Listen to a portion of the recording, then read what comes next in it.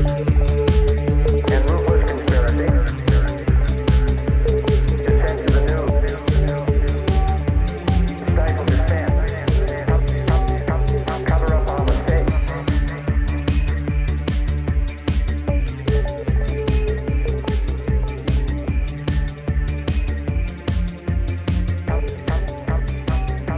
Cover up our mistakes. We must guard against. Welcome to the Union of the Unwanted. I am one of the four horsemen. The other horsemen are out with their horses. Ricky is coaching basketball. Sam is telling jokes, and Mike is, of course, as always, fighting the New World Order. We appreciate them all. We'll catch them next time around. Glad to see some familiar faces here.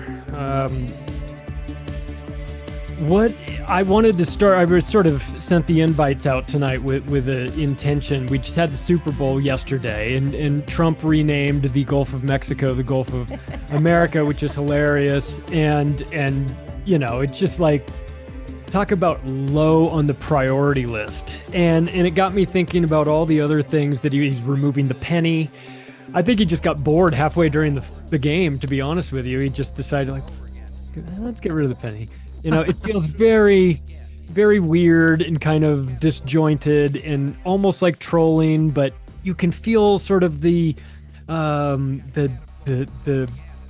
impending digital tokenization of our banks kind of creeping in. It's, you get rid of the penny one day, and the next thing you know, you're using a CBDC or something like that. You know, it feels like the beginning of a slippery slope. And one of the things that he's been going on and on and on about, at first I thought he was just having some fun, was talking about wanting to make Canada the 51st state, and then going on and on about Greenland. And then I go, oh, this is crazy. But then you find Behold a Pale Horse by Bill Cooper, and he starts talking about how they want to regionalize these things into 10 groups, and you look and you go, oh shit, the United States, Canada, and Greenland are all grouped into one. And you go, well, okay, wait a second. Is this the first, I wonder, is this the first time he's actually playing 5D chess, or is there something else going on? I wanted to bring the Canadians in. How do you feel about this, Darren and Graham? Let's do it. Well, no. Can't wait. I mean, we've been talking about this for a long time. Does it matter where you are, right? No, we can't Which province you're in? Yeah, no, I'm not in if the rest of the country's in. If Alberta's to join the States, then it's just Alberta with maybe Saskatchewan, and that would be as far as I was willing to go. If it's any bigger than that, then I'm not interested. Gotcha. Because I'm just going to be stuck in a communist hellhole anyway, just a different flavor. And, you know, I'd rather be independent, I think. I mean, I go back and forth. The thing is, I don't think we're going to have a choice. I really don't. As an economy, we are, you know, not, I can't say 100 because it's only like 83. So we're 83% dependent on the U.S. for export. And I think like 65 to 70% of our food comes in from the U.S. and we have no standing army. So, I mean, it's just, that's interesting. I mean, I think it's always been inevitable. I really do. I think it's always been inevitable that the West would, because in a lot of ways, it would be almost be easier for Alberta to join the States than it would to get independence, is what it starts to seem like. Like the road to independence is almost trickier because you're doing it on your own. Now the populace is probably a little more behind that, but I think that's going to change drastically and quickly over the next couple of years.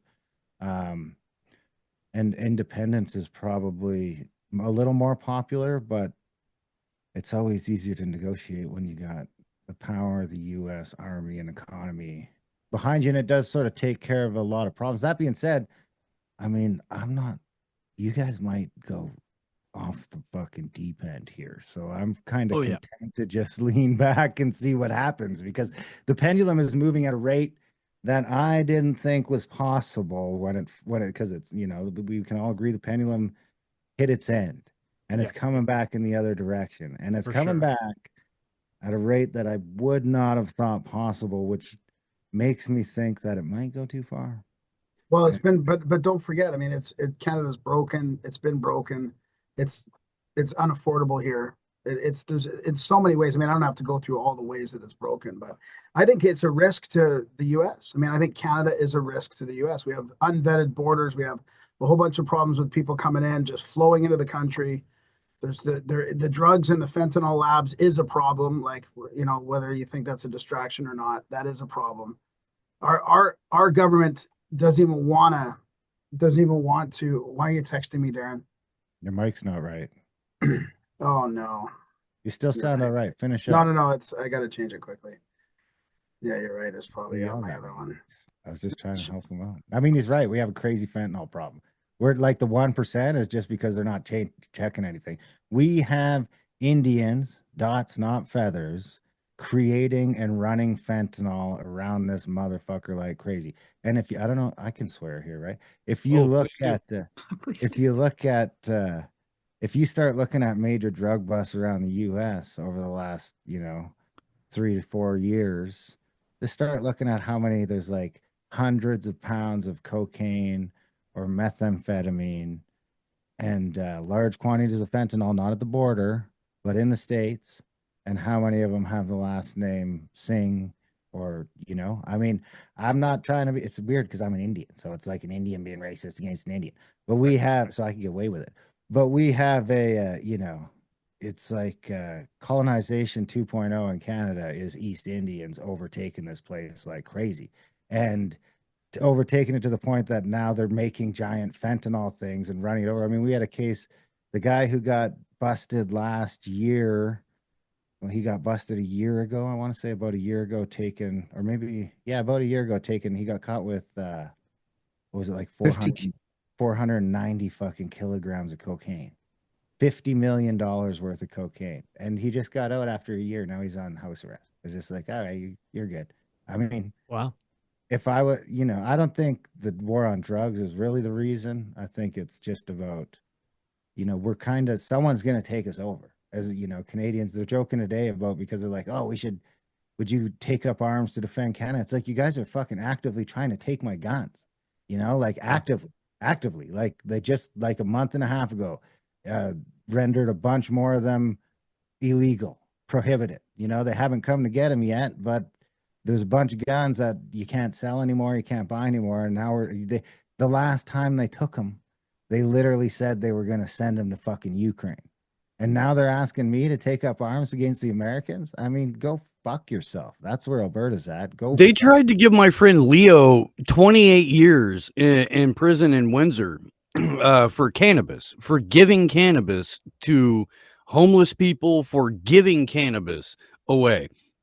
28 years from that. You're telling me that a dude sat down for a year on like half of Charlie Sheen's closet?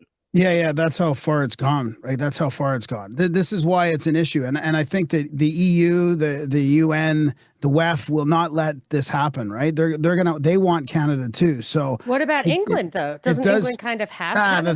That's just I mean, that's just fake. No, it's there. I mean, the king's signature, the crown is still like there in the background, but I mean, could dissolve our government at any time. Deep that goes. But I mean, the thing is, it feels to me like it's a real fight. Like it feels like it's a real fight, Trump against the globalism. And I mean, what choice do we have? We're either going to become, our carbon tax is through the roof right now, and we're paying for this fake climate change bullshit and the EU and the DEI and all that stuff that's happening. I mean, that's not a good path either. So we're kind of messed up both ways. Yeah, so I'd rather just become the States and have North America separated, and we can sustain ourselves and fuck the rest of the world. I mean, as many problems as we have here in the U.S., and we're trying to resist, obviously, our own types of globalization and other problems. It seems it is the best model we've had so far to have a constitutional republic, and to make it bigger is not a problem so long as the federal and the centralized power is weaker. And that's where we're hopefully heading with what's happening. But, we also all here understand that like the technocracy is being moved in under that, which kind of supersedes in problematicness, the issue of decentralization and the power of the federal government. But, ideally, we could add as many states as we wanted, and it'd be great. And everybody would be just as free, and everybody would be just even more empowered if we didn't have a sick federal centralization of bureaucratic old money power. It's So going to be yeah, way nicer when it's just AI doing all of it, and it's pretty interesting how it isn't it happens to already? just. It may be. Kathy O'Brien says the AI has been running the show since the 90s. I've said You know, that same um, thing. it's interesting to me though that the map that Trump posted on True Social for the North American Union is identical to the one that was created in part by Elon Musk's grandfather as the original, one of the original technocrats. So we're getting the technate, we're getting the North American technate, and people are tripping over themselves to celebrate this. Trump's like, oh yeah, let's get rid of the penny. Okay, well that's step one to eliminating cash. You know what I mean? We've already, we've got the digital dollar and all that kind of stuff. But like when you start physically removing the currency, that to me raises a forest of red flags, regardless of whether or not it costs Whether or 3 not cents to make a penny. Mhm. Yeah, I but don't you know. I gotta think you guys remember are that starting on to the other split side of hairs the on this fence- stuff. You got to remember You know- that there's another side of the fence. So it's like, we enjoy significantly less freedom and pay significantly more taxes. I live in California, brother. I get it. Yeah, I don't know. I don't know why you're. We're not enjoying too much freedom here. Now, I think this is a different Trump. This is I called him Trumpenstein the first 4 years. This is like a different character. Maybe he was replaced. I don't know because he's the other guy did nothing but tweet and argue and but he's like a bull in a china shop. He's all over the place.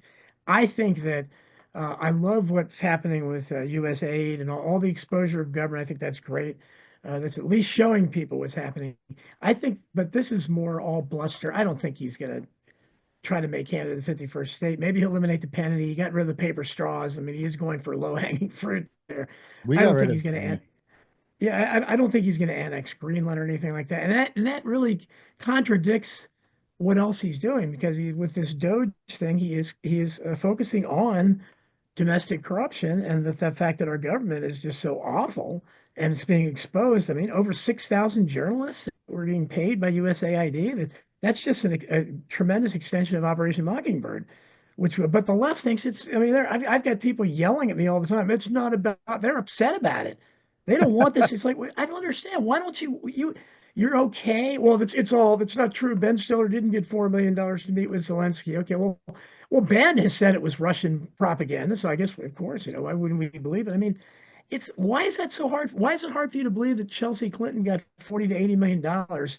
The Clintons have never done anything unethical. That's difficult for you to believe. That's fake news. And this is a drop in the bucket. Just imagine if this extends.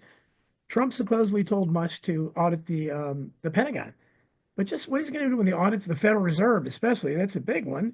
If Bobby Kennedy gets in there and audits the CDC, I mean, this has the potential to be revolutionary. And it is odd that while this is going on, we're worried about Stargate and mRNA and being microchipped as we're I guess floundering around and getting excited about this. So yeah, we have to be careful about that. But I think the stuff about the other countries it doesn't fit with what Trump is actually doing.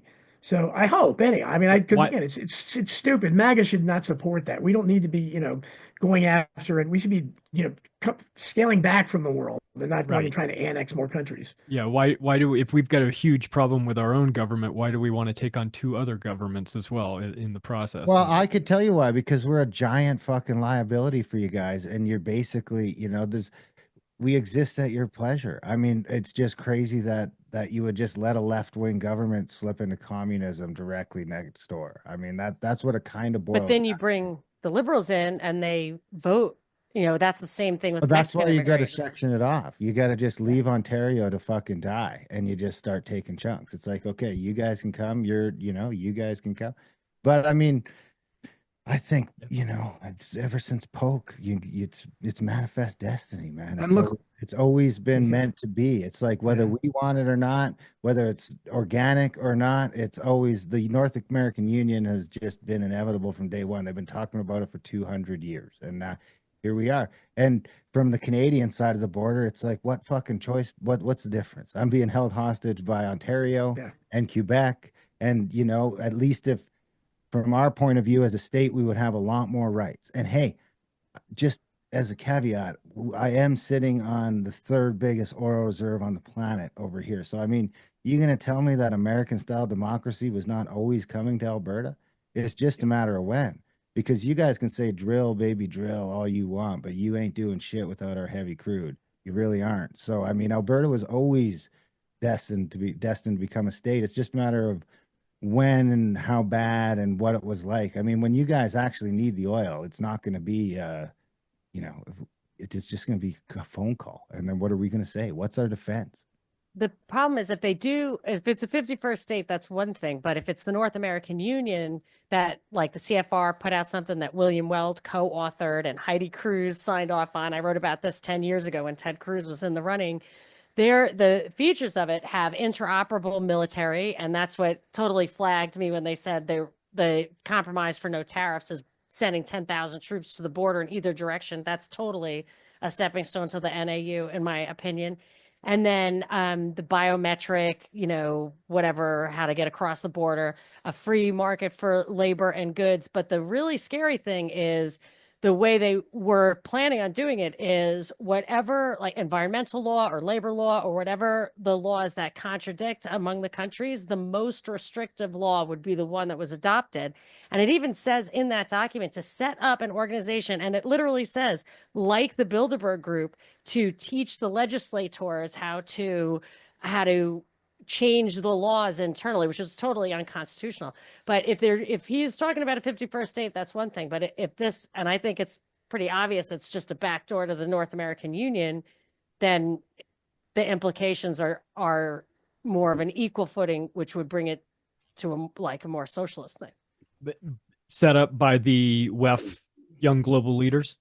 Do you mean like Sam Altman, Larry Ellison, and all of the other billionaire tech overlords that were in the front row at the inauguration, who were all defense contractors, who all own the most, utilized communications platforms in the country? I was actually thinking there was a direct attack on the deep state, though. I mean, I don't think we can underestimate how this is unraveling the deep state. Right.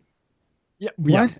Both things can be true at the same time. Yeah, we don't have to choose between them. I didn't hear you, Steve. What's the deep state? Right. Larry Ellison is the deep state. I know, but whatever. The mechanism that they were using is being unraveled. We've all been talking about it for 10, 15 years now. And now Canada's got their own aid. All the countries have their own aid. The whole mechanism is falling apart. You're telling me that it's a real, deep plan that they're just going to unravel that, little by little, and then turn the whole thing into a new world government? I mean, it's going to end up in war. I mean, the globalists versus North America. How long have we been talking about the Great Reset, Graham?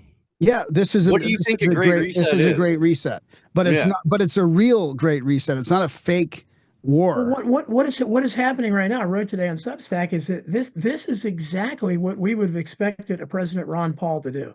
I'm talking about auditing all these things. We would have been, right. This is what we expected, right?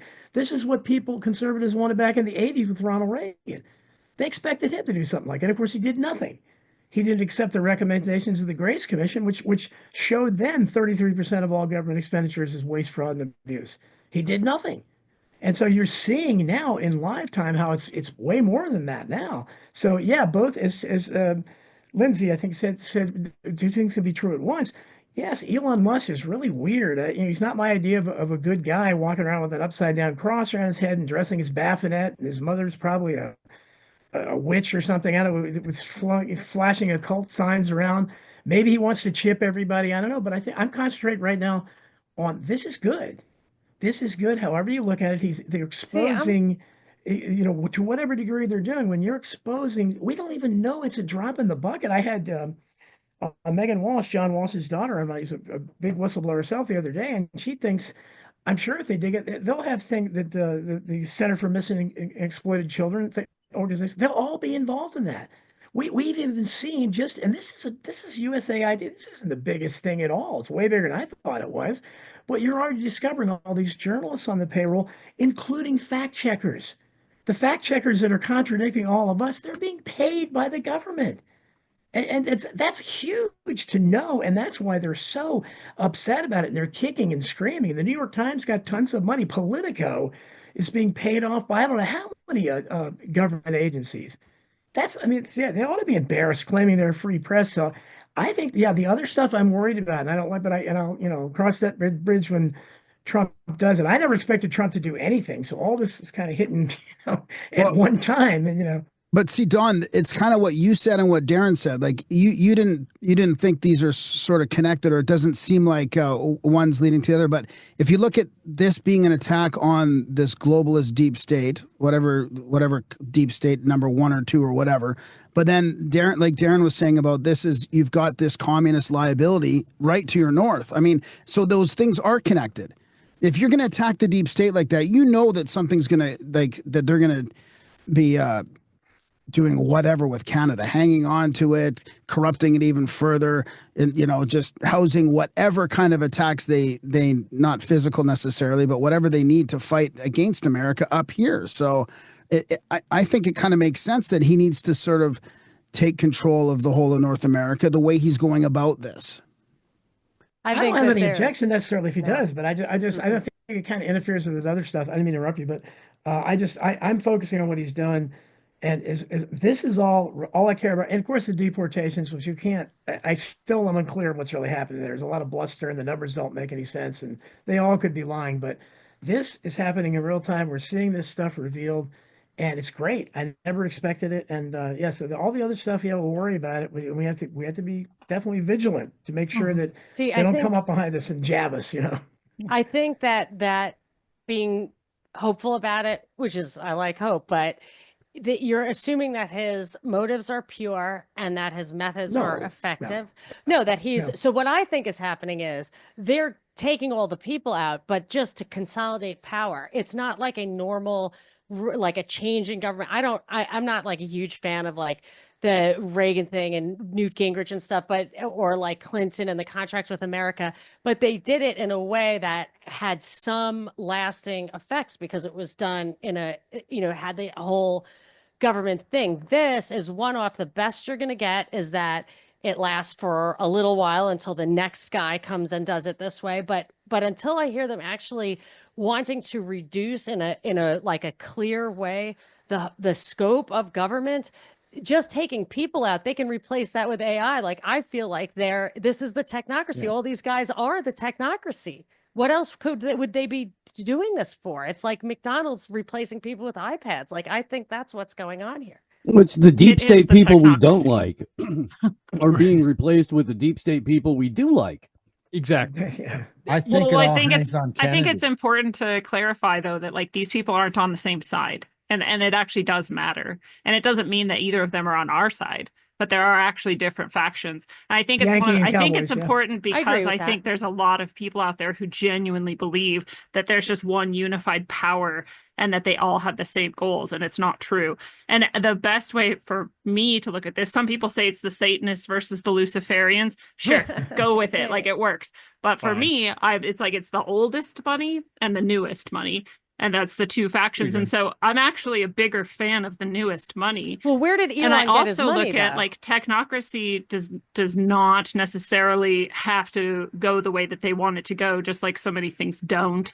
Technology is absolutely coming no matter what. Like there's no stopping AI and there's no stopping this technology, like no matter what unless there's an EMP that takes out like the whole world's electric grid. So like as people, we just have to know that there are actually different factions. There are actually differences between them. We have to be clear when we're talking about it. And it's great. We should absolutely resist the technocracy, but it'd be pointless to resist the technology. But Elon was created by the government. Like the tech and the defense industry are sisters. Well, and they're all that's the where he government. got The his Luciferians money. and the Satanists and the old money and the new money are all the powerful. They're all the elite. They're not us. Like they're But absolutely. I mean, Elon is an extension of the Defense Department. Like, how do you think of him as something different? But he's to me, he can't possibly be running 5 companies.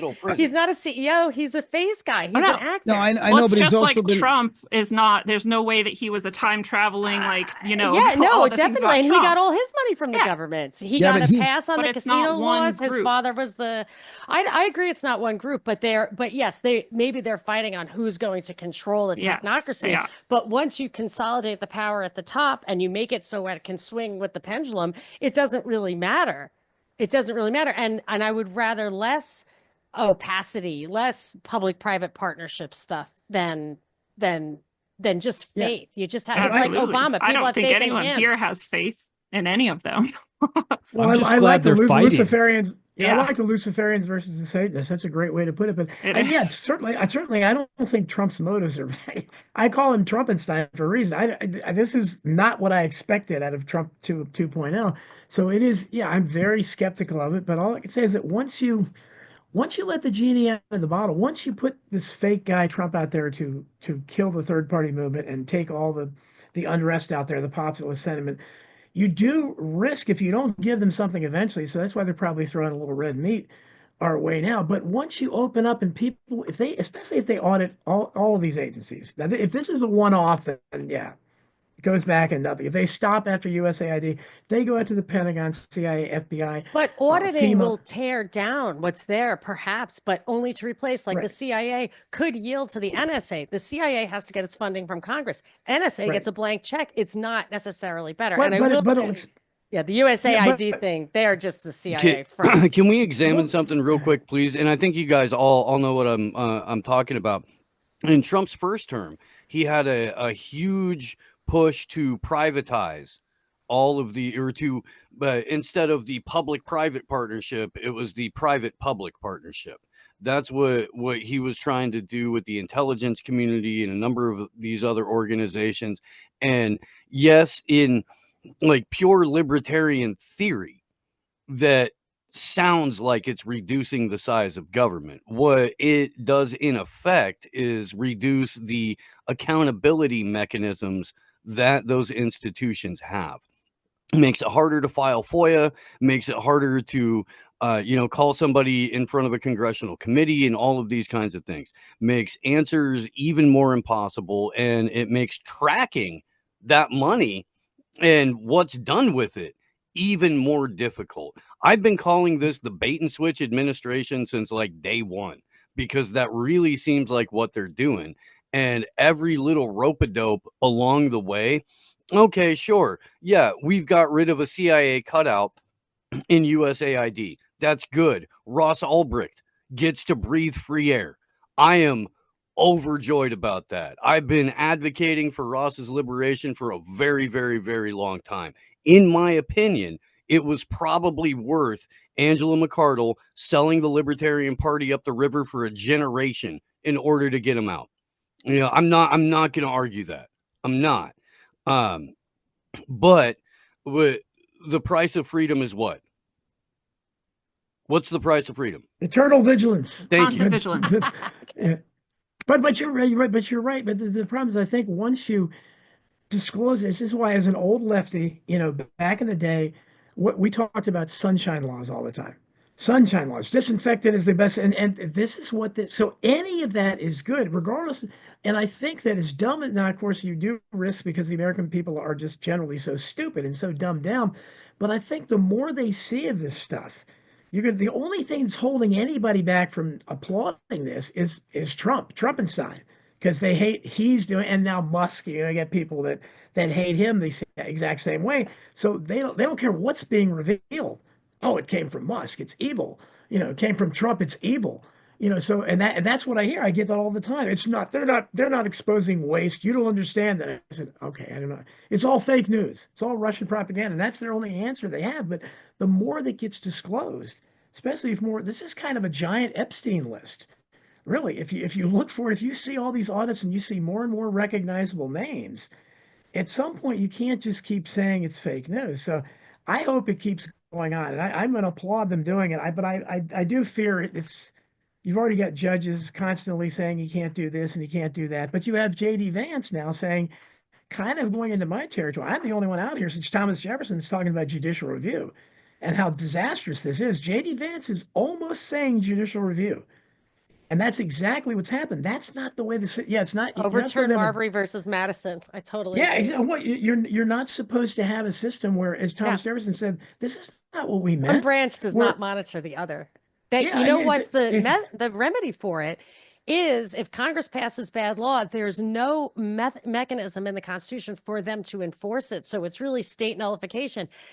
So that is why they had to invent the Department of Justice after the Civil War, because they could not enforce congressional. South still wasn't doing it for them. So they put an enforcement mechanism, which really blows up the whole Constitution.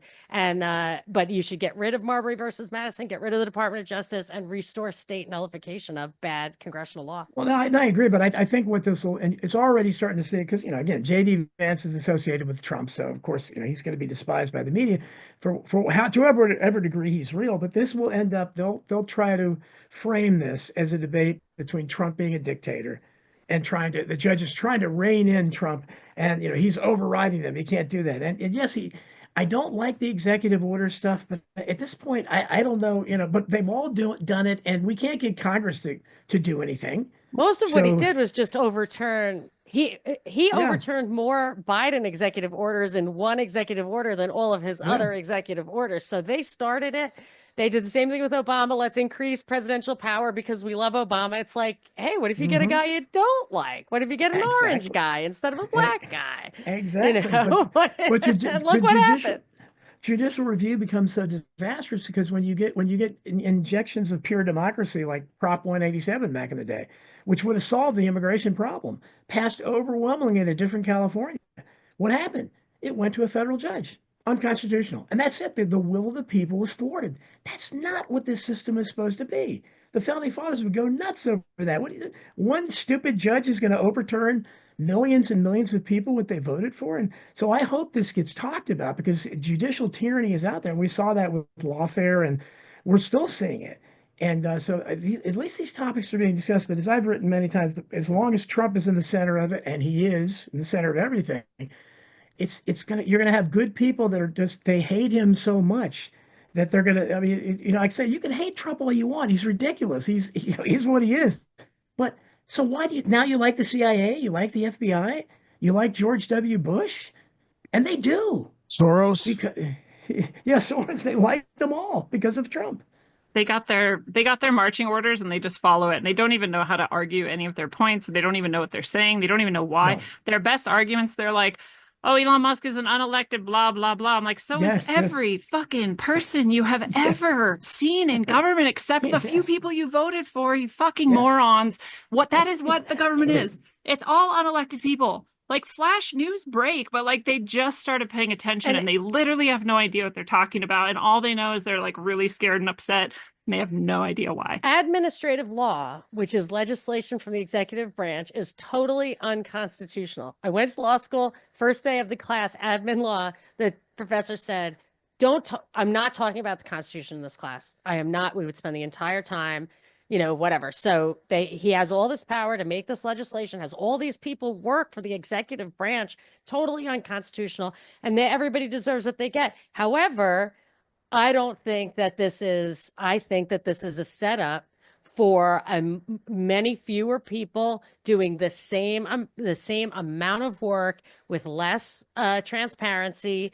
And I think it's going to be more command and control. I mean, they talk about e-government, they talk about AI, his guys are talking about this stuff. That's what they're doing. And Vance, if you look at his investments and his connection to Thiel, his story, he is a created person.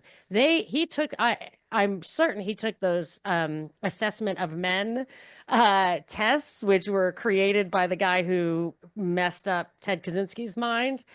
That guy won a Congressional Medal of Honor for these tests. So when Vance joined the service, he had to have taken those tests. And I think they were like, man, we got a live one here. And ever since then, he went to Yale. The lady says to him, as his teacher says, oh, write a book. And it's a bestseller. And Ron Howard makes it a movie. He goes to a Peter Thiel concert, and he like shakes his hand afterwards and gives him $100 million, basically gets a job. He didn't show up. Bars in banking, you got to show up 120 hours a week. Like, that guy is a created person. Then he converts to Catholicism, marries an Indian chick, which I think is absolutely part of, getting him positioned for the integration of India into the Anglo-American thing further. So those guys are created, and you look at his relationships, and it's all that technocratic, that technocracy from the when right. when you scratch the surface, though, they're all my favorite podcaster now is Jason Whitlock. Black guy who does a great job, analyzing especially ghetto culture. But he talks about people being installed. These people are installed. Someone installs them, and they put from idiots like Stephen A. Smith on ESPN all the way up to people like J.D. Vance. They're installed, and if you look in their background, it never makes sense. That's why I still love RFK Jr. Everybody knows his background. There's nothing hidden there. He comes from the Kennedy family, who they've been killing for decades. So there's no, they're not going to get any secret funding from him. But everybody else, when you look at them, AOC comes out of nowhere, the only waitress in the history of the world that somehow gets elected to Congress, and her own brother says she she passed the she was No, was she was hired. Ted She Kennedy's passed the audition. intern. She was Ted Well, Kennedy's AOC was- intern. AOC. AOC, that's Yes. bullshit. Yes. She wasn't even Too a young for bartender that. in the She beginning. wasn't even a- yeah. It's Dude, She had to be bullshit. very young then. She's only like Yeah, 34 she was in now. How- college. She was at Boston College. In Wow. the freaking Oh, it's Global all Studies lies. program. Her shit is Yeah. lies. Yeah, she Okay, I see. RFK was a bad boy too. yeah, he was. She was sent There's to another something country about Mary. for a while, wasn't she? Hmm? Say it again. I thought she was sent to another country to work for a while. AOC. She Yeah, might have getting- been. getting Stacey her Abrams sort was of- like Okay, that. well, you Yeah, and she had a tech startup right before Oh, she yeah. became a bartender. Yeah, which was like funded by the government and stuff. Yeah, And and that's she what you do- wasn't the place she supposedly worked did not even exist when she supposedly worked there. well, her own brother said she was hired. She was as an audition for Congress, and Yeah. I you can't find the guy now. But yeah, I mean, all these people. But that's what I'm saying. If you look, all of them have this kind of background. They're I installed. don't- I- Agreed. Yeah, I don't know that Ron Paul Who has that kind of installed background. I don't Vance? know. Who do Well, you think installed Vance? Because well, if we're saying like Lindsay, like there are two sides here, Yeah. where did he come from? In QTEL, probably. The technocrats. Think you Yeah. tell, yeah. What But who are the are there right Palantir- technocrats and left technocrats, Lindsay? Like, do you think Vance is like explain to me how you think that the separation works? I'm not saying there isn't one. There's that CNP and the CFR and all of that. But I don't what- think they're left or right. I think they're technocrats or not. I think they're old money or new money. I think they're Satanists or Luciferians. I don't think they give a shit about left right. But like, is Elon and Vance and Trump all on the same side, or are there Yeah. some of the moles, or what? They used to call this the I mean, I Yankee don't know and them, Cowboy. but they are all on the Right. same No, side. I'm just trying to understand the paradigm. Like, The I'm serious. I technocrats really are wanna not know. a monolithic group necessarily, No. because within that Silicon Valley Sand Hill Road group, most of them are left leaning. Peter Thiel is like not. And so there's a bifurcation there. Not all the PayPal mafia gets along.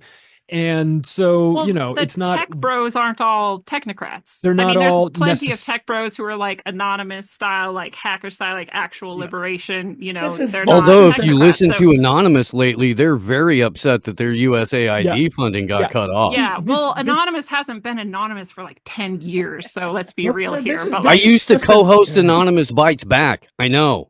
yeah, I know. This is just an updated version of the Yankee and Cowboy War. When I was starting to research the JFK assassination, Carl Oglesby, who was a socialist, I think he was a student from Democratic Society, he wrote a book called The Yankee and Cowboy War. And he talked about these warring factions. You had basically the Yankee types, or the East Coast establishment, the Rockefellers and Bushes, and then the Cowboys would be the LBJ at the time when he was president. So I can see that there's something like that. I don't know. It's probably not Yankee and Cowboys now, but maybe it is technocrats, or maybe it's old money versus new money, Satanists versus Luciferians. So look, the FBI and the CIA hate each other. We all know they're working towards the same end, but they think of themselves as like enemies. There's but they're- egos for Yeah. sure. And this isn't, I think we're trading in the devil we know for the devil we don't know in the technocracy. And in doing so, I'm glad that there's a new segment of people out there, normies, that are understanding what USAID does. Now, whether it gets dismantled, centralized, put under the State Department and run covertly in a more devious fashion, I'm sure all that shit's going to happen. But just the fact that the normies are like, wait, what? They pay journalists? And you're like, yeah, that guy you listen to, that podcast that you download, that dude's paid by a company that's paid by USAID. Are you getting the picture Yeah. now? Are you starting to understand what the mainstream alternative media is? So at the bare minimum, I'll take the victories where we can get them. Yeah. And that is that a new segment of the population is going, holy shit. The media is like, I thought they were just a bunch of lying assholes. I had no idea that they were devious. They were partners with these Financing government them, agencies. yeah. It's like, oh yeah, they're getting paid to say this. They didn't pass the Smith-Mundt Modernization Act of 2012 to not use it. This Well, it is has the result of it. transgender implications, DEI. I mean, it goes deep. It goes into all that social wars as well.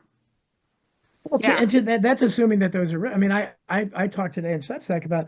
I don't. I mean, maybe they're really financing these DEI things, but it goes back to when going back to like the 70s and the 80s, they had disclosures about money being wasted on. I remember one of them was a study on the cause of tricycle accidents. And I said at the time, how would you conduct a study like that? You hide in the bushes and watch people, toddlers. I mean, it doesn't even make any sense. So I think they throw this out to make people upset. Oh my God, there's a transgender comic book. I think that could just be another giant black hole, and that's what you were seeing. This is all slush funds, black holes. The I intelligence agree agencies already. 100%, Yeah. Don. I Yeah. think Yeah, but can't have we all agree that $240 it's million sad that we're not going to get anal imprint toilets? Like, God, you guys, why are we cutting the funding Japan for this? has I them. don't Why know, can't man. we? I know. I see those tiny houses in LA and they do have like Smart sphincter sensors. Yeah. Supposedly. I think a lot of that is, as Don is suggesting here, and as history has proved, it's artificial studies and programs that are then utilized for covert warfare, for psychological operations, for the kind of John Perkins style economic hitman escapades. Yeah, Don's spot on there. Yeah, I think and it's just either way, it's awful. I mean, I don't know which is worse if they actually are wasting money on that stuff, or if they're just lying and just throwing out, inflammatory things to get the right wingers upset and get traditionalists upset. This is terrible. I don't think they paid $500 for a toilet seat back in the day. I mean, I know they're stupid, but they're not that stupid. And again, but I think that's how they tried to explain whatever little oversight we had over the money they spent back then. They would just throw these things out there. Now we're seeing this is again, if the people, if they weren't so stupid and controlled and they could get past the Trump thing, they would just forget about it and just focus on this thing. My God, this is how our tax dollars are spent, and you wonder why we have our Canadians that are here. I call America socialism without services. We pay enough taxes to have a nanny state, but now you're seeing basically why we don't, because none of the money actually goes to these services. There's all these slush funds and black holes that we don't even know. So if you've ever tried to get services from government here, you wonder why it's That's such a great so point. hard. Because we pay the same taxes. If you look, we pay the same kind of Yes. taxes. Maybe not, but like on the marginal rates for sure. But you don't get anything, which I think is kind of like the setup. Like libertarians, I always say they die by the sword, but they don't live by the sword. They'll go and say, we don't want any of these services. I'm one of them. I marched against Obamacare 3 times in Washington, but the taxes don't go down. And I mean, I don't want Obamacare. I think actually the whole medical thing is a way to get you sicker. So I don't think healthcare is a good. But I'm just saying, some place is the same taxes and you don't even get it. I think you guys have less taxes, and we don't I get. think We maybe don't. I on mean, and our average, services yeah. don't work worth the shit either, even though we pay for Right, it. So I right. don't know. Oh, I mean, Yeah. Darren's you looking probably not have your own advocating, slush. but You might yeah. have your own slush funds up there too. Yeah. Oh yeah, we do. We do. Right. It's called Global Affairs, and there's like Darren just saved 173 pages of line items of these programs that are exact same as you guys got. I mean, this is why I'm excited about it too, because it's not just a U.S. problem. It's a Western problem, a global problem, and we've been talking about these NGO webs for a long time, and finally they're getting attention. Yeah, it'd be good to have less bloat either way and less bureaucracy either way. And again, we're staying vigilant to the technocratic takeover and Yeah, hopefully I drawing just people's think- attention there too. But I just people think really I are think not yeah, I capable think- sometimes of understanding even what we're talking about. I just think, my son tells me all the time, you guys don't know how to accept a win. You don't know how to take a win. We don't know how to win. We always say, well, yeah, but what else, what happens when the shoe falls, take this as a win. This is I mean, I've been, awake since being a teenager and when nobody was awake. And I've been waiting for something like this my entire life. Trump there's a YouTube video of Trump recently coming out and saying the CIA killed Kennedy. I mean, I never thought I'd see a president saying that. I mean, that has manifestations. You know, it does all these things added up together, regardless of whether, you know, it's a great movie. Meet John Doe said, Gary Cooper said, it's bigger than whether or not I'm a fake. Yeah, Trump is obviously a fake, but if these good things get accomplished, take it one step at a time. Right now, just one little relatively small agency is being revealed. All these awful things are happening under its auspices, where money's going in there to tons of people and causes that it shouldn't be going to. So we have to assume the much bigger agencies, it's on a much grander scale. So I don't think they can stop this. And the more they do, I mean, the courts can try all they want, and they've already had one judge in Pennsylvania that stopped him for. I mean, you know, as somebody who gets Social Security, I want to see what's going on with Social Security. I talked in Survival of the Richest, my book, about how back then the IRS acknowledged, I have the quotes from officials, that illegal immigrants were using fake dependents. They were just making up however many kids they claimed they had back in their country, and for tax purposes. They know how many Social Security has been stolen. And Elon Musk has come out and said in Social Security, they're pilfering the Social Security fund for illegal immigrants as well. So this is something we all need to know. But what they do is they couch it on, oh my God, they actually turn that into, they're going to take your Social Security. And maybe they want to do that. I don't know. But if you're exposing the fraud, I think that's the first remedy to fixing it. So this is how you go about reform. It may not seem, but I don't know what's going to happen. But I'm excited about seeing all this stuff. And I just wish we'd stop worrying about the terrible things that might happen. And maybe they will. But we should address that as soon as they start doing it. Well, wait a minute. And then we have to focus on that. And we have to be able to not be in lockstep with, oh, we love Trump or we hate Trump.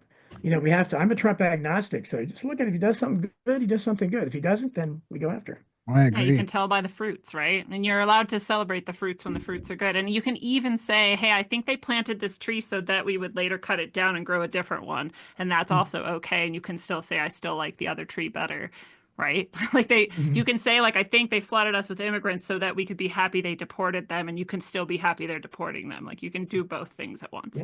Yeah.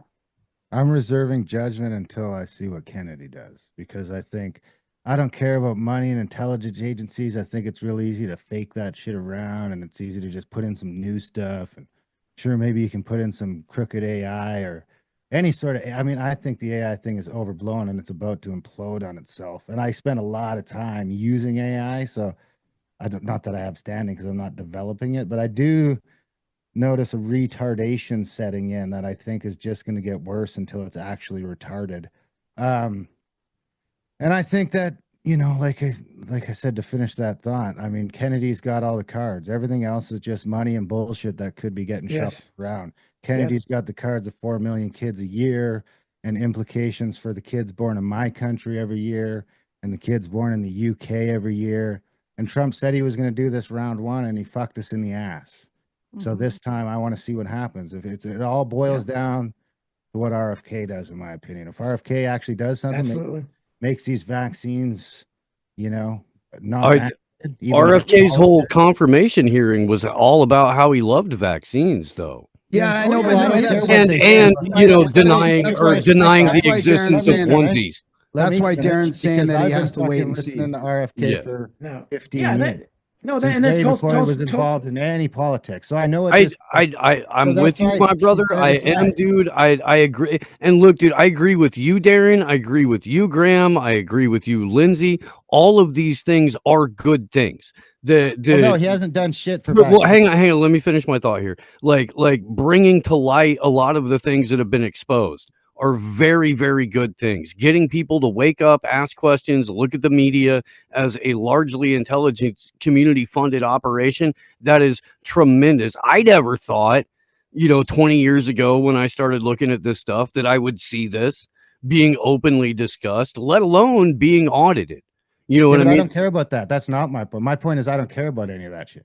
It's either vaccines aren't mandated anymore and people actually get a choice. And I mean, not fake mandated so that 2 years later all the states mandate him and they get you that way, and he does it like I need a few years to see how that plays out. But right now, 40% or 40 of the states are mandating shots to go to school and to do all this kind of stuff. So that's all I Well, care about. well, I Steve, want to Steve see is that shit exact. stop so that there's actual informed Me consent. too.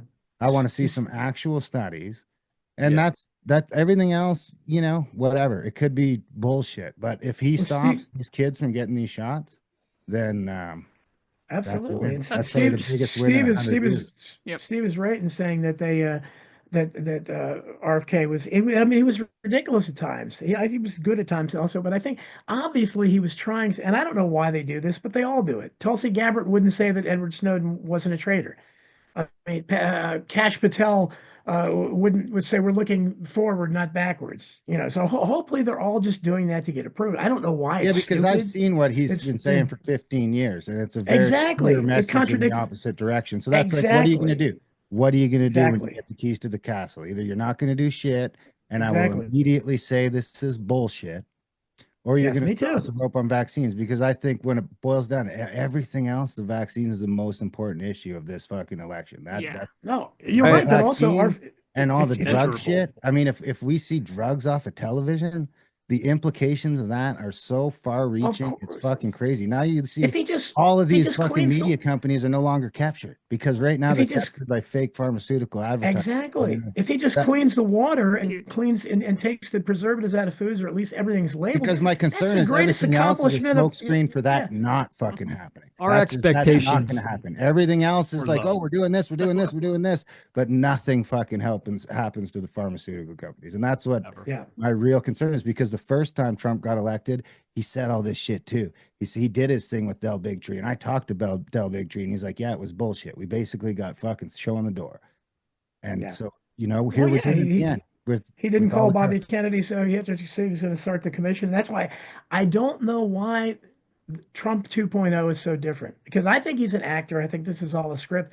Why they're doing this, I don't know. But I'm enjoying the show, and what they're doing, mostly all the domestic stuff they're doing, most of it is stuff that I would want, and I think and most of us would want. Again, if when we were supporting, I was supporting Ron Paul for president. This is the kind of thing I would have applauded and expected him to do. You know how we have to get rid of waste and all this. So this is I would exactly trust what you would Ron Paul expect. more though.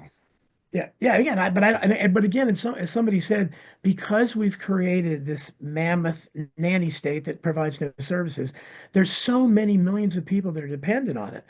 So we have to, if you pull the plug on it, yeah, there's going to be more people in the streets.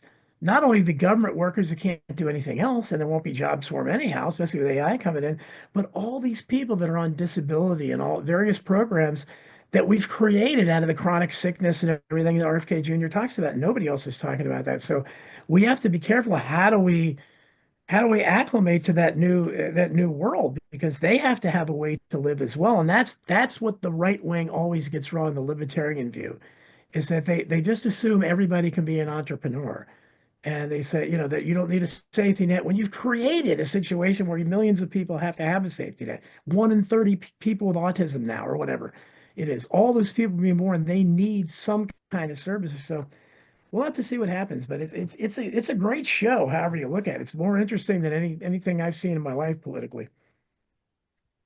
It's fun to watch. I mean, the memes themselves, just it's incredible. And It's the best UFOs are real apocalypse too. ever. I mean, it's the best apocalypse. If it's the end, it's the best end ever. I mean, It's no pretty one's seen it wild. coming.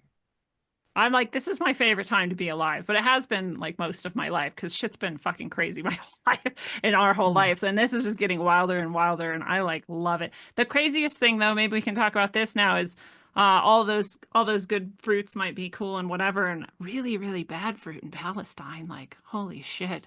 Like, I love how insane it is too. We went straight to just like get rid of all the Palestinians and the US will just own that territory. It's totally Hey, cool, guys. ethnic cleansing is fine. It's so It's great. fine as long as the good billionaires are doing it. And you can exterminate a native population based solely on an expansionist satanic mindset as long as the good billionaires are doing it. I think he said they were Why? welcome back, though, didn't he? So it can't be extermination if he openly said they'll bring him He- back Yeah. after it's built Did up. he? That's being very generous, Graham. I hope someday you're as generous with me.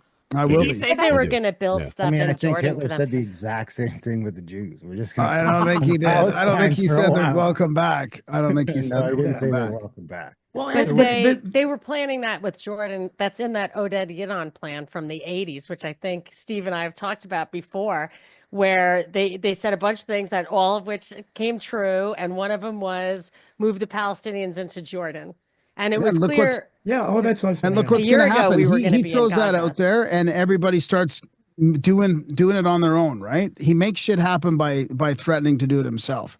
So True, maybe but he it's a doesn't even plan on bad, it's doing a it, but it's wrong going to thing. happen. I mean, the wrong thing's already happened. They've already leveled it, but I think this Yeah. was in the work. This, I think, is a demonstration of the continuity of government across administrations. Because a year ago, I wrote, or in March of last year, I did a show saying we're going to have boots on the ground, U.S. boots on the ground. That's why the Israelis went in, and we tried to give them food, but we accidentally shot them all dead. We just don't know how to give food out. And it was very clear there was a reason that got so much airtime. And they tried to build that dock for $300 million, but I don't know what happened to it. It's gone. So it was very clear that it was meant for the U.S. to come in. And even at that time, I said, they're scraping that thing to make a Disneyland. Like, it's sick. And they probably already have the negotiations underway for literally a Disneyland. I wouldn't be surprised because it's like a resort type place. And, it has that physical location, but it's, so why would, it's not like his idea. He's following on something that's been in the works for 40 years. It's specifically in that way. But in Trump's proposal is so off the wall. I mean, it's so extreme, and our policy has been so bad that we've been paying for what Israel has been doing. So this kind of actually impinges on Israel's territory if we actually say we're going to come take it over, because Israel wants us to just keep paying for everything, but Yeah. they want to do it. I So have thought don't- that maybe this is evidence that Israel still works for the Anglo-American Empire and not the other way around, or the people who well- control all three of those points are, so I have a long time because Netanyahu lost 3 elections. So he's really, he's working for somebody. Mm-hmm. But I think you're right. Well, ahead, it's okay. Netanyahu also gave him that gold pager or whatever recently, which is just insane as well. And very I just symbolic, wonder, if you Might were it in a blow up position, sometime, right? Careful, exactly. or this will blow like, up. This is a threat. Like, it's wild too. You used to have to dig to analyze some of these things, but this one's literally just like the golden pagers on a plaque. Like, here you go. Like, it's really wild shit. But I just wonder, it's potentially possible, like you said, it is. There's no solution to this problem. Israel has you by the balls no matter who you are if you're at this level. And if you are actually trying in any way, I don't know. I just don't know. I don't know what you would do to get out of that situation. I'm not trying to give this guy any credit he doesn't deserve. Like, No. I started Well, out we're gonna- hating him, but I just wonder because it's not the same as anything I've heard before, even though it seems it to isn't. generally sort of fit the pattern. Well, it's you would Well, expect a biggest pro-Zionist to do something like that, but Or- we're paying for it either way. Or it's what So, you would yeah. expect a normal person to say when they hear about how entrenched this whole thing is and how many decades it's been going on is, can't you just move them out Right. for now? Or That's do what I said. something I'm like like, if that? this- I mean, if this that's is what a just a normal business person would person- say the only solution is. I'm That's it could ridiculous be- because he's been in bed with them for so long. I mean, he's obviously His supported the grandchildren whole are being everything. raised Yeah. Orthodox. He's, Yeah, but he's- everybody's saying it's a Netanyahu crazy slept solution, in his right? son-in-law's bed. I mean, it's not. No, this this- is part of the plan. He was I don't know if it's obviously. crazier than what's been going on. I don't know that it's worse than Not what we've crazier. been doing because Right. they've pretty much almost wiped out the Palestinians. Now Yeah. I don't know why we're sending a bunch of condoms to. You can't say once we're here. Every war, Flavored ones. everybody who inherits war, that's almost why they have to switch presidents. Every time you inherit a war, it's like, well, I didn't start it, I wouldn't have started it, but we got to finish it. You have to Right. go back. This is a continuum. They're setting things. He was there 8 years ago. Like- There's a continuity here, especially when it comes to what's happening in the Middle But East that you can trace back to the Oded Yinon plan, to Wesley Clark, to everything. Like, You're it's all the in on most it. Right. black-pilled shit on the planet to me to hear people be like, well, it's going to happen anyway, so what else are we going to do? So we might as well ethnically cleanse the area because there was a one-liner about maybe they'll return. But look at what the current reality is. Look at what living in the West Bank is right now with checkpoints and settler raids and all that kind of stuff. The current reality is literally hell on earth for these people. So That's why I said I would have left a long time ago. we're gonna fucking, but it's your land. It's the only place you have a connection to. You It's don't where get all of your compensated history is. for it either. And I don't know, dude. I remember I'm not being justifying fucking it. I'm saying what I would like, do. yeah. But I'm gotta just make saying, that like, some people, calculation. it's all you have. Well, Like, yes, you yeah, could it's- abandon it and give up hope. I but- want to move out of California. I Me can't too. afford to. I live on the fucking moon now. Well, I can't you're- sell my wait. house. It's on the moon. Well, you're I don't know if right. you saw and my that- gesture, but I literally like shot myself because I said I would leave. Oh, Well, they have. It's the most evil thing I've ever seen in my life. Oh, But I mean, I think sorry. Trump, too, he certainly wasn't trying to criticize Israel because he's the biggest Zionist in the world. But he did, it's showing pictures of how it is. It's the shell. There's nothing there now. He basically said there's nothing there. They've been, of course, he It's a doesn't. fait accompli. He doesn't say why it happened. Like how did that happen? But and so I don't. But I have to think again. This maybe I think somebody said that this may be more of Trump's blustering, where he's just doing all this, and maybe something will happen because he's threatening to do it. Because that's what he did his first term. He's threatened to do things and said something and then never did it. That's why what makes what he's doing with Doge so unique, because these things are actually happening in terms. Even the tariffs. Look at the tariffs. He's backed off on them too, and he says he's going to do it. And then he makes deals. I think it's probably going to be something like that. But people that talk about this, there's nobody. Bobby Kennedy, who I love in many ways, is being followed around by Rabbi Shmuley. None of the other than Thomas Massey, there's nobody in American public life and the squad who are insane and hate white people. Other than those people, everybody else is Zionist.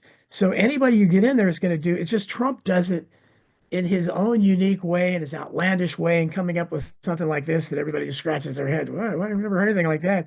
But you're not going to get an even-handed policy anywhere from any of these policies. Nobody's going to say to Israel, "Hey, this is ridiculous what you've been doing, and we paid for it. This is awful. No more He money could for just you." cut it off. If he was a Exactly, really yes. independent person, he could just Yes, cut it that's- all off. Ukraine, would. everything. He could just walk away. But that's not why he's there. The weapons COG, contracts, yes. So go ahead, Charlie. COG, ZOG. Yes, yes. And the Right, weapons is that- contracts in Ukraine are guaranteed through 2027. Log. Right. Yeah. So- Trump was never going to do anything about that because it's the self-perpetuating money laundering machine. He's Right. placed his son-in-law in charge of reconstruction in freaking Gaza. It's gross. That's what I'm saying. Like, I think the contracts were already put in place, and he is a breaker of contracts from way back. Yeah, so oh, he doesn't yeah. have to be beholden to that. But that's what I think is that they have been divvying up this land over there for since before October 7th. But that was Whether Before it's the we were land or born. what's underneath it, right? The resources, the oil with Genie Energy. The I think there's potential- a lot to the I mean, The there's a natural lot gas going on fields there. off the coast of Gaza. the canal that you talk about, Right. Yeah. Charlie. Right. There's an entire economy that's also sort of predicated on things going this way politically and religiously and all ideologically. Oh, Right. There's yeah. there's a huge financial opportunity that these guys have a hold of. And And the United Middle Eastern States kind of thing. We're gonna, blow it all up, and then you just build it straight out of the ground, like Dubai or whatever. Build Back Better. Ugh. I'm from Build Back Better Ground Zero right now. That's very Yeah. fucked Yeah. I'm gonna What have to is- run, guys. I put in the chat because Hey, thanks for coming, Don. We appreciate you. it. Uh, Thank I'm you, glad, Don. That was great. this was Nice to talk to you. last minute. Well, promote your Substack real quick. Donald Jeffries at Substack.com. I protest. The only place I'm not being shadow banned, so please subscribe to there, and I'd be very happy. Thanks, Don. guys. You're the It's best. great talking with you all. Take care. Yeah. Monica, what's the vibe in the burned out area? I mean, what is the what's being done? What's being prevented from being done? What are you getting? I'll tell you. So we're the only people who moved back. So we've got this little sliver of like 10 houses that are habitable from the outside. My one neighbor who never left for a minute, and that's probably why we have 10 houses here. And we just came back without really thinking too hard about it, but nobody else is coming back because it really feels toxic. I'm always like, like there's always something in the air The EPA was actually on my lawn today, and I was literally to the point where I got to move out of here. I can't stay here any longer because I cleaned the whole house, and then ash started building up again, comes right through the windows. The house is old, so, and I went out, and you'd figure they would say, like, yeah, I wouldn't be here, but they were like, no, you're fine. I said, I have these little monitors, I have air cleaners. He said, if the little monitors, like, are they cheap crap? It's like, no, they're good, whatever. He's like, if you have monitors that work, you can, like, I do that at my own home. And they were laughing. They were like, yeah, you're fine, which is great, but it smells like smoke. It looks pretty bad. Most people aren't coming back until they get their own testing done. The government is saying, don't have your insurance company tear down this rubble and everything. They won't even get their permit, like if you do it by yourself, until we've done it. So they're really discouraging people from doing it on their own. They're going to come in and do it. I'm worried because it's going to get nasty when I mean, this is going to be years, and a lot of it's going to be plowing that stuff up. And we got the rugs taken out to get clean today. And just as they took the rugs up, then those monitors went through the roof because it blew the dust up. So I'm just learning so much about this stuff. And I just worry, I don't even mind like being quasi sick all the time, but I just wonder, what are the long-term implications of that? Like, I have a responsibility, if not to the bunnies, to my son who has Down syndrome, can't make his own choices. I don't know what to do. Yeah, this is a real, what about the, I mean, has there been any talk of like eminent domain where the government just comes in and says, listen, you're going to have to fight with the insurance companies and you could do that, but why don't we just take this off your hands? Is there been talk of I that? haven't heard that here, but I'm not one of the people who lost their property. I have heard that there have been a lot of offers, and you can see on every street corner, like the list of things that are stapled up for everywhere from like fire remediation to like sell your lot. And but there are kind of global advisors who will go on the news saying Altadena is a perfect place to just build tons and tons of affordable housing, because it is. Right. And it always was affordable housing, but they're just little one-story homes, and so far from the city, it's like 45 minutes to get downtown. It's not like people who have big jobs or anything. We live in kind of the mountains a little bit. There's room enough for those little houses to come back, but I fear that they're going to build those big multi-use things on one side of the street, and on the other side, like McMansions, which is going to be super annoying also. It just sucks because Altadena was very cute. It was a place where in the 70s, people, very charming. It was originally made as like where the servants lived for the mountain houses. So that was like over 100 years ago. It was like that. And then in the 70s, artists and a lot of blacks came up here because there were these riots and like out of control LA cops.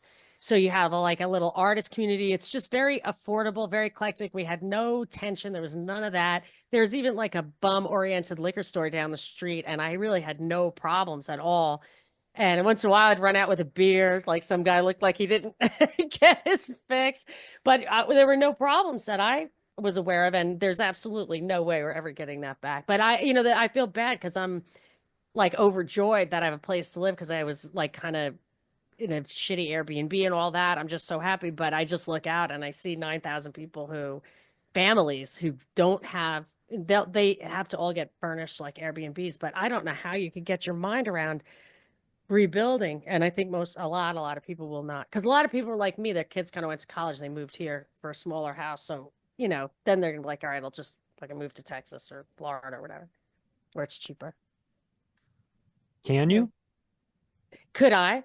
Yeah. I couldn't, because my house did not burn to the ground. If my You could house never burned to the sell it, ground, right. I would have gotten a lot of money. But because I just bought it, I know exactly how much it costs and all this stuff in it.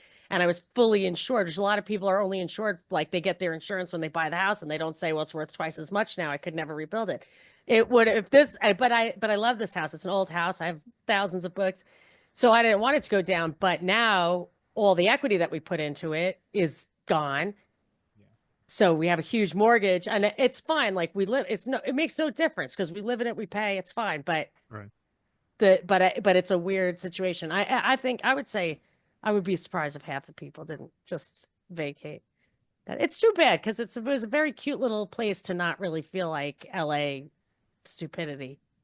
God, it's like they've worked so hard to empty California. Everybody has had to flee for so many reasons over the years, and then now this is just the latest And sort of this is the restructuring. only place I ever lived in LA where everybody was born here, because I have a son who has Down syndrome who escapes, like his thing is to elope. And in my previous community, San Marino, everybody speaks Chinese. And in the one before that, everybody spoke Spanish. So I don't speak either of those. So when I would run around saying, like, did you see a kid with Down syndrome? Right. They couldn't understand what I was saying. But here, the first day I moved in, dumb kid runs away. And by the time I like got to the far end of the block, those people already heard. And they said, oh, you're the boy with the, he belongs to the cypresses. If we see him, we'll bring him back, And so it was just an instant change. And I remember thinking, what are they going to do? Like put a billboard up in Shanghai, like move to Altadena? Like, how are they going to change this? Yeah. Well, there you go. It's over. Well, wasn't Newsom talking about how, Oh. Pacific Palisades going to have to be built back with a little higher density, right? It's this much is worse science. there. that California And plan. science. And science, yeah. And they had all In those science. places on the ocean, which were cool. They had like crab shacks and mobile home parks that were there for so long. That's really tragic, because then it'll just it's like New York City. It's just gets too rich, and then it's got no character at all, no access. It's over. It's gross. Yeah, Larry Yeah. Ellison will buy another Ugh. dozen lots in Malibu to add. But to that $500 billion he's getting from Daddy Donnie, he's buy all gonna, of Carbon Canyon. Yeah. I love Graham and Darren. I'm I afraid do. I chase everybody away with I my do. cynicism, and then my house burns It's down. not and I'm cynicism, laughing. dude. It It's didn't burn walking down. My house outside did your not burn door and down. describing what you see. That's not Yeah. cynical. No, I want to know what That's an what's going accurate on. description of reality. Yeah. It's Well, he's okay talking to about do Trump. that. Charlie's talking about the fire. But Oh, I'm talking about the oh. fires. Yeah, but both. I mean, Well, it's just totally bizarre. We're it's been an arsonist in both cases, probably. Right. Let's be honest. I Figuratively mean, you're a political and arsonist. literally. No, Yeah. people call me an optimist because I talk about good news. And I'm like, no, I'm just looking at good news. I just look at things that are good and I say, oh, that's good. It doesn't You mean gotta I don't curate look your at the content. bad news. I got a lot of well, cat videos well, on my Twitter. I also talk about the bad shit too, and no one calls me a cynic. But for some reason, you're not allowed to talk about conspiracy and like darkness and Satanists, and then also talk about good things. So you have to be like depressed and angry and like constantly yelling, or else people don't trust you. So that's what Currently, I've you're learned. only a cynic and you're only black-pilled if you're accurately describing the incoming technocracy. And it didn't used to be like, it was totally different. Just a couple of years ago, I'm calling them broflakes now. They're broflakes. They're the people who That's great. rightfully and righteously called out the left for years for naive ideological devotion to a technocratic state. And now they're doing the exact same cheerleading because it's their team. Yeah. So they're I don't not snowflakes. see that, but I don't know any Really? Republicans. So. Have you looked at? I mean, dude, just scroll Probably not, Twitter no. for 5 minutes.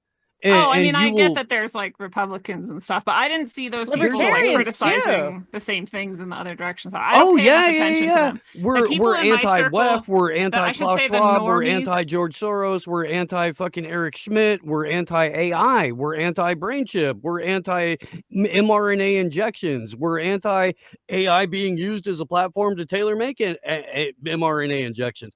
All of these, there's a whole media apparatus that existed for years. I'm not around confused about that. I was talking about like regular people. The normies in my life were all from leftist backgrounds. So I see the leftists and I see all what they're saying still. And so that's the only contact I get with like regular people. And they're amazing. Their level of denial and delusion is just incredible. Oh, so yeah. I don't It have really the is a same mental- access to the Republican TDS side. and TDS DS. So it's like Well, and even the people who aren't even, they don't even care about Trump, but they feel like they're criticizing the government, but then they're also like, so I don't even know how to, it's so delusional. Like I can't even explain. And I try to ask them, I'm like, wait, so just explain this to me. And then they just call me names and disappear. And I'm like, I don't there's a fucking lot. know, dude. And everyone thinks, because people think I'm a Trump supporter. Me too. because I live in LA. Like, and anything, I'm just like, but that's not really how it is. But here's Steve, maybe you can explain this to me. There's then that whole nother faction that's I hate to label and I don't follow it, so I don't really know, but there's the Christian nationalism thing. There's like the kind of rewriting the Hitler stuff and all of that. And are they also kind of pro-Trump? Because then pro-Trump turns around and he's like, his descendants are Jewish. Like, I don't really understand it. I think Christians and Jews like think that they're the same or something. Well, I don't really get It's it either. so, even- okay. yeah, okay. that- So let's yeah. untangle this web of shit here for a second. All right. There's a couple of different things that are going on, and one is, standard marketed history is more or less always a lie. So Agreed. what we were taught when we were 14, we've all come to find out didn't really happen that way. So there's that, but there's such a captured narrative, and it's such a controlled environment and a controlled landscape that there came a point very recently, right at the end of, I think, January or something like that, when Laura Loomer Jigsaw got weaponized to go after and get rid of the Groypers over the little, gay Nick Fuentes people, to get rid of them from Elon Musk's WeChat of the West, because they were pointing out some pretty inconvenient things. So during the H-1B visa conversation, when Elon and Vivek came out and said every American is an untrainable retard and we have to replace you with Indians, the Groypers, rightfully, in my opinion, push back on that a little bit. They're all gone. Yeah. They're all gone. Very interesting. So we've got a situation now where specifically like the Orthodox community and the evangelical community, who went deep in the paint for Donald Trump, is wrestling with, do we trade what we know to be true for what we want to believe in? And because these are people who exist in a world of faith, they're willing to put faith into this particular situation. And look, I'm not trying to tell anybody not to live by faith. You should, Oh yeah. No, I'm mad at Vance for fake converting to Catholicism. That's super annoying to me. I have to give you a little tidbit, which I might have told you once before, but I have to remind you, Steve, if I can. Yeah, please. I believe I told you this with last time we talked, that Cass Sunstein's, what was it called? Conspiracy theory memo. Do you remember that? Yes. Was co-written by a guy named Adrian Vermeule. And if you look on Wiki at Adrian Vermeule, he's a Harvard professor who is credited with starting and continuing to advocate this Catholic integralism, which is that the United States should be basically a confessional state, that it should be a Catholic. It's not even a Catholic majority country. And so this is a guy who invented cognitive infiltration. The actual person who invented cognitive infiltration also invented Catholic integralism. And then you see people like J.D. Vance convert to Catholicism, and it bums me out because we got enough problems with Pope who drinks baby's blood. Like, I don't need this too. But so I I don't know what you're talking about, but I know that Catholicism is a good choice for the state because they have such hierarchical. That's why you and God. Yeah, that's why they want to do it. They could eradicate religion, but they found out that you can't. So they like Islam in Europe for that reason, to bring in the even more, not necessarily the hierarchical, but the church and state, the morality laws, that kind of thing. It was only just a nightmare. year or two ago when a lot of the big right-wing influencers started converting to Islam too. And Catholicism. Right wing? And Catholicism. Yes, Andrew Tate.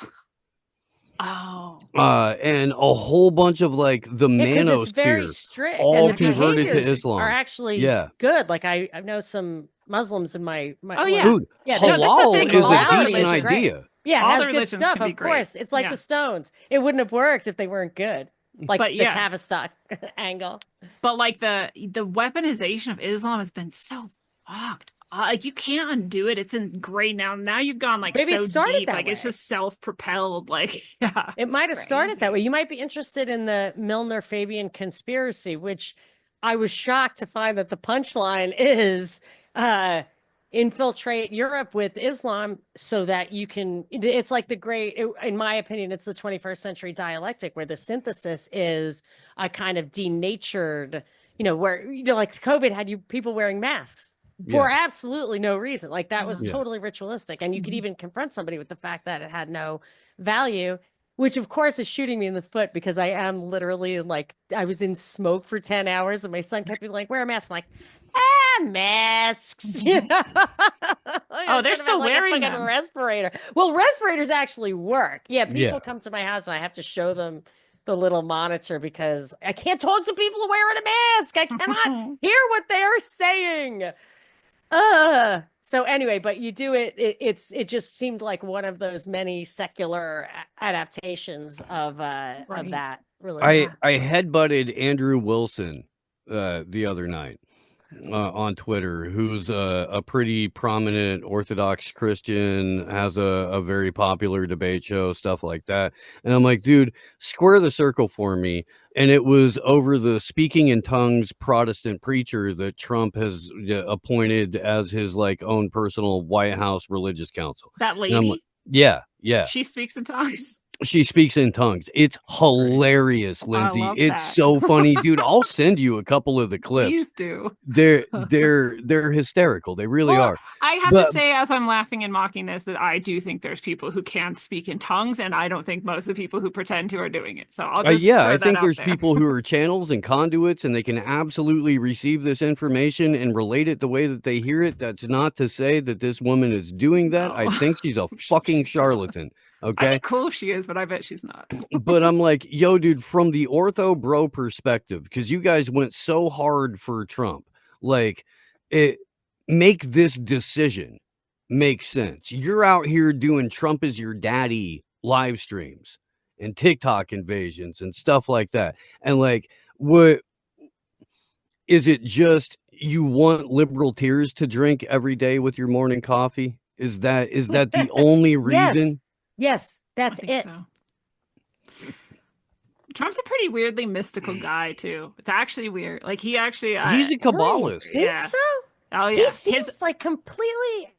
If you heard him before this whole thing, all he did was like talk about how his women, about how good looking they were. But this is the best disguise, is to meet people where they're at and like, oh, you want to hear me talk about women? I'm talking I'll about like on women. Howard Stern 20 No, I years know. ago. That's what I'm saying. Oh. Like, if you're talking Oh. Howard Stern, you're going to talk about women and shit. If you're Alright. talking to someone else, you're Okay. going to put on a different mat. Like, he is fucking expert. And One of the people remember- who breaks this down really well, and you can agree or disagree with his conclusions, but he'll just show you all of the shit that Trump's life, that he has created in his life in order to be a ritualistic magician, basically. Robert Sepper breaks it down really well. I think that specific episode is called the Trump Bloodline. I'm not sure, but it's pretty I read- fascinating. Oh, yeah, You're like, okay, dude, there's I no read some accidents stuff on here. that. I can see Yeah. that.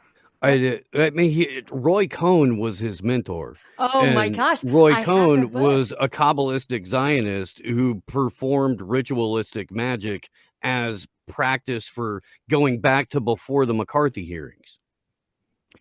Yeah. And we'll just say too, a lot of that tradition going back far enough, it does involve like sacrifice, blood ritual, and worse, sex magic and all sorts of stuff. So I mean, Mhm. sex magic again could be good. Most I times think not. this is a Roy Cohn book, How to Stand Up for Your Rights and Win. They say that Trump learned at Roy Cohn's knee, and actually he defended him when he was in his disbarment trial, which he lost. And in 2012, I think it was something like the day after Trump filed whatever he had to file to run for office the next term, the storage facility that had the testimony of Trump in favor of Roy Cohn burned to the ground. Just, Whoops. gee, who even, Stakes wonder were what was made. in that? I mean, at least they didn't blow up the whole building, OKC style, or Building 7 or True. whatever. Yeah. It's true, very true. It just fell down. We don't know Yeah, what happened. just fell down. We had a It's little we just- oopsie. Look over there. Too many people died. We just thought, just bring it down. Just snap your fingers. You know Um, everything is going really well when they have to bulldoze a building. Kids are shot here. Bulldoze it quick. And it works. And like the Georgia Guidestones, like nobody really pays. Like, you know what? They just blew those things up. Like, okay, never mind. Keep moving. Like somebody definitely did that on purpose. Steve, who do you have on? Let's wrap this thing up and Mhm. let the good people go Let's home. see. Steve, what's your lineup this week? Last American Vagabond on a T-Lab Tuesday, and I'm pretty sure we have somebody on tomorrow, but I can't remember who it is off the top of my head. We had a great conversation with my friend Megan Walsh, who Yeah, I saw that Don too. talked about earlier in the program here. Megan Walsh is an absolute warrior and just a phenomenal human being. Let's see, we've got upcoming shows with Texas Slim is back this week. Carrie Wedler's coming up.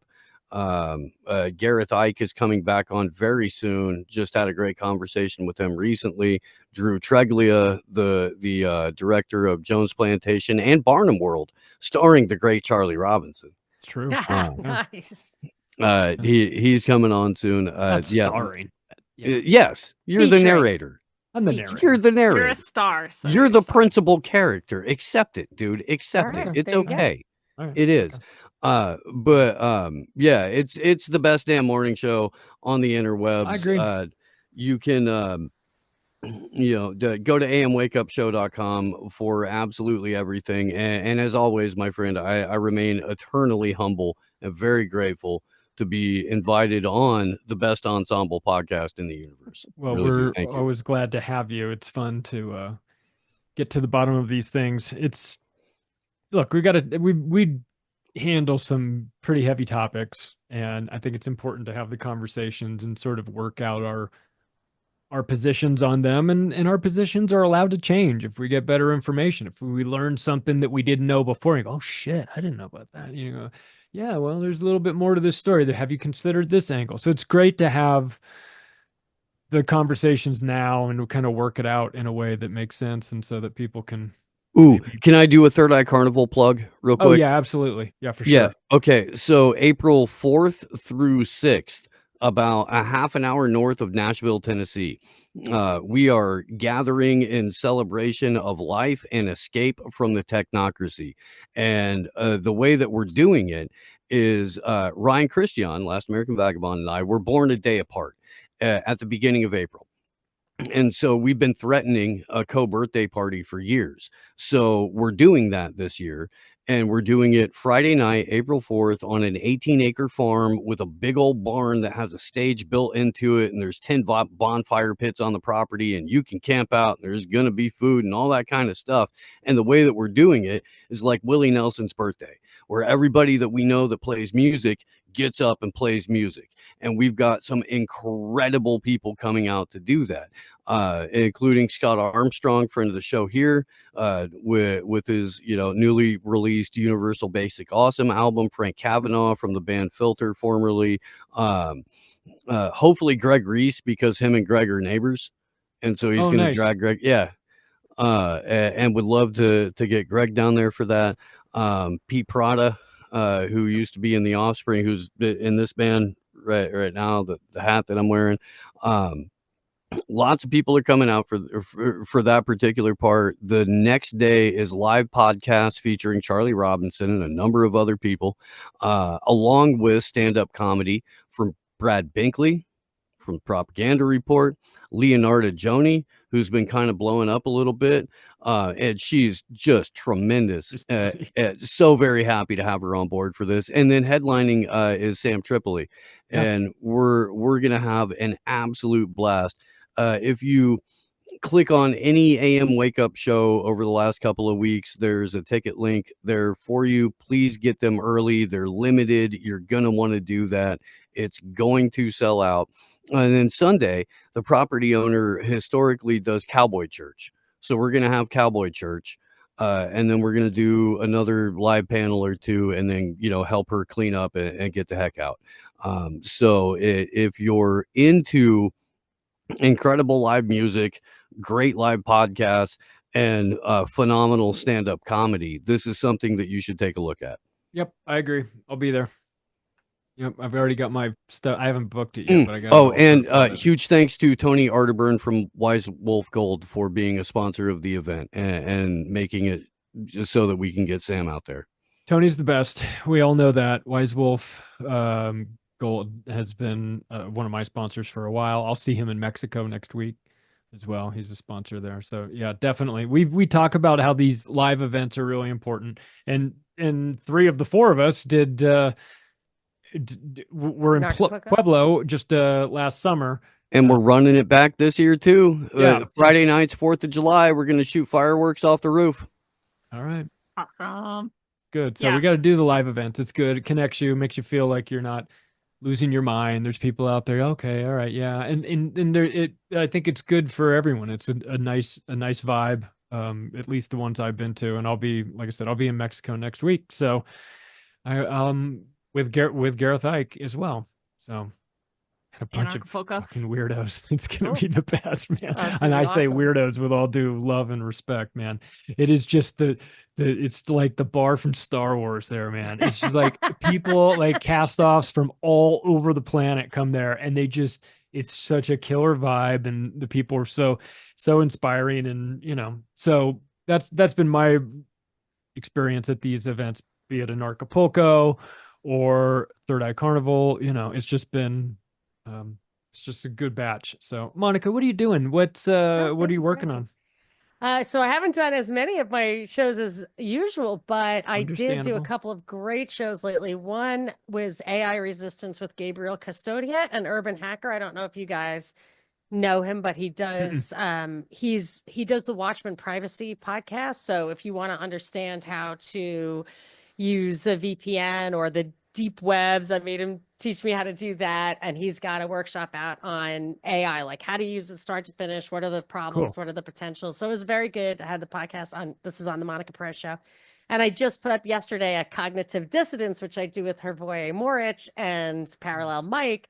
I never like to miss that because they're coming from Poland and Mexico, and we just kind of get the world view. So I've got I'm trying to post things, and then I am currently reading a book and doing a discussion of this book called The Makers of the Modern Mind, which is super fascinating. And I'm going to be talking to Carlwood about that soon. Nice. And you talked to him recently.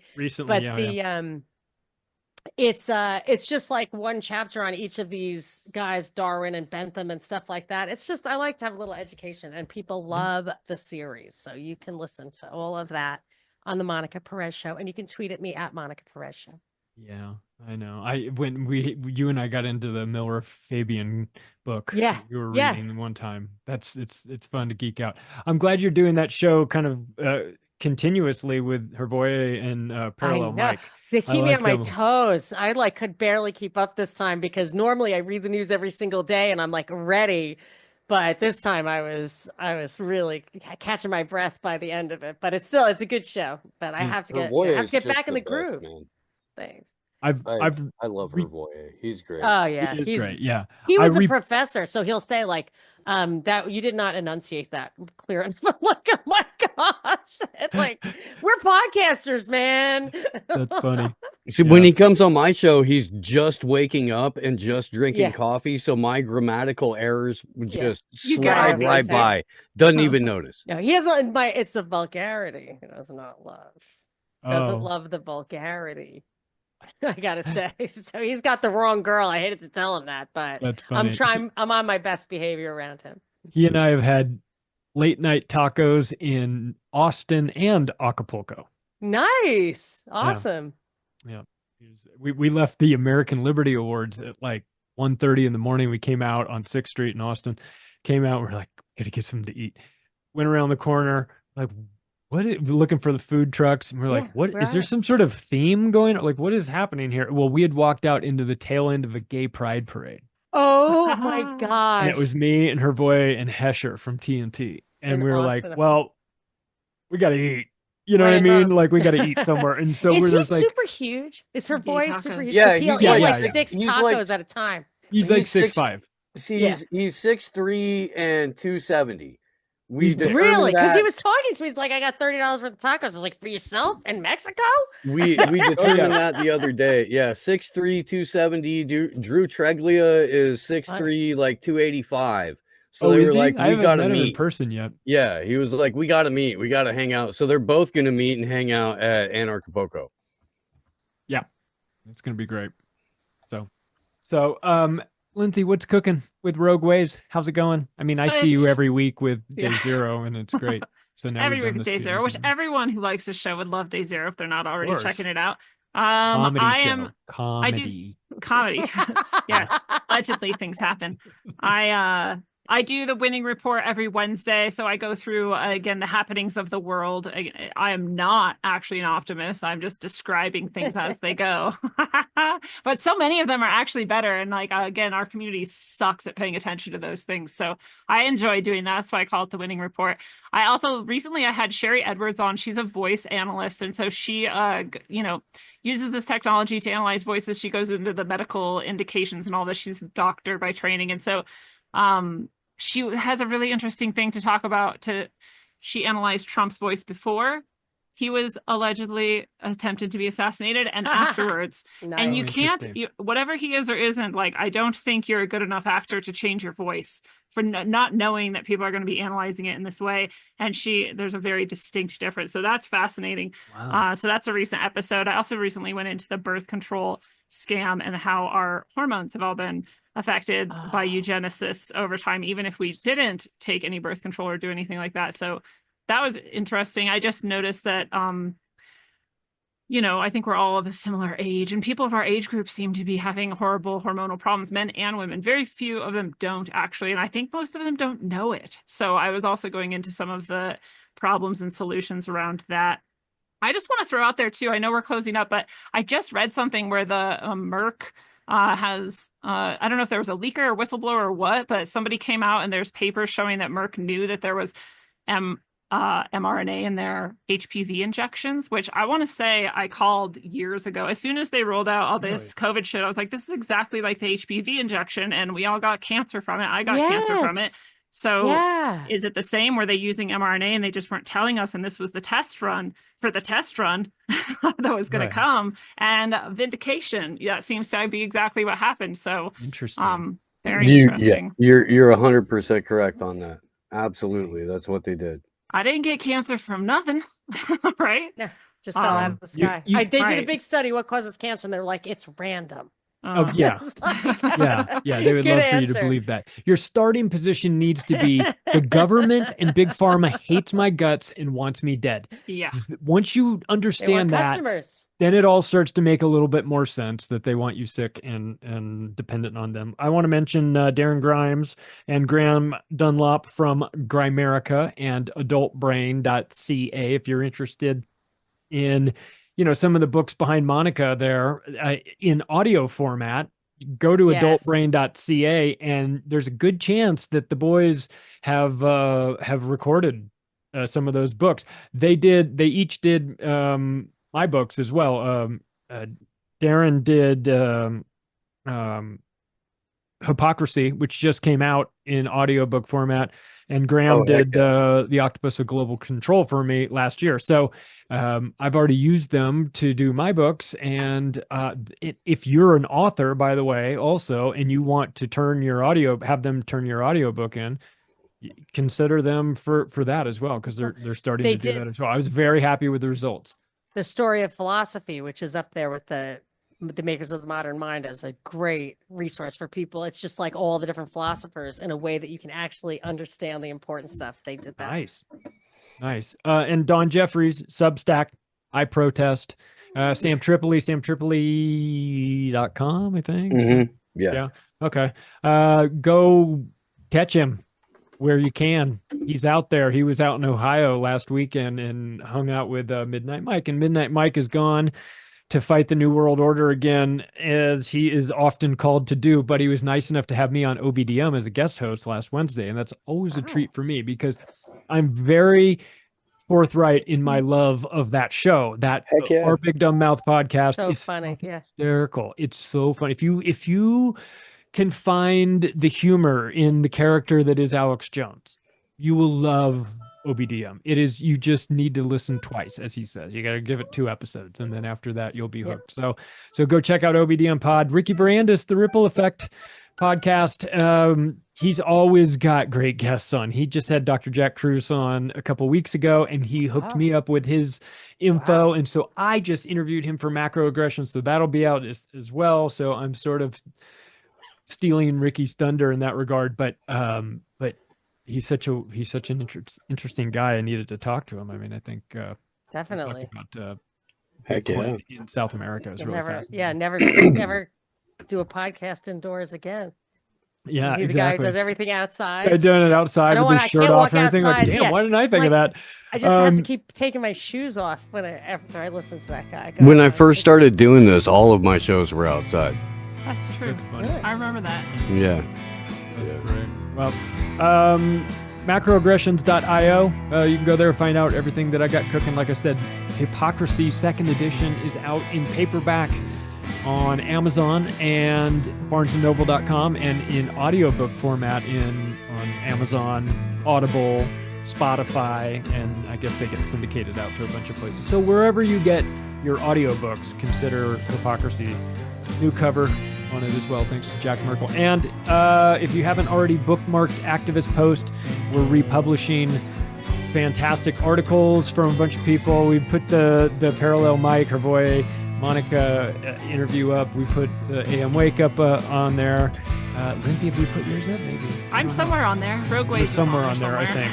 So it's a great one-stop shop for a lot of information, great articles written by fearless writers around the world that are doing the actual work. They're talking about the things in real time when they matter, not 3 years down the road after it's already too late. So if you're interested in living in the future, go to activistpost.com and naturalblaze.com. Thanks, everybody. Union of the Unwanted. Bookmark it. Rate it. Rate everybody's shows if you can. Give them 5 stars. We're going to fight the algorithm battle against these motherfuckers. Thanks, everybody.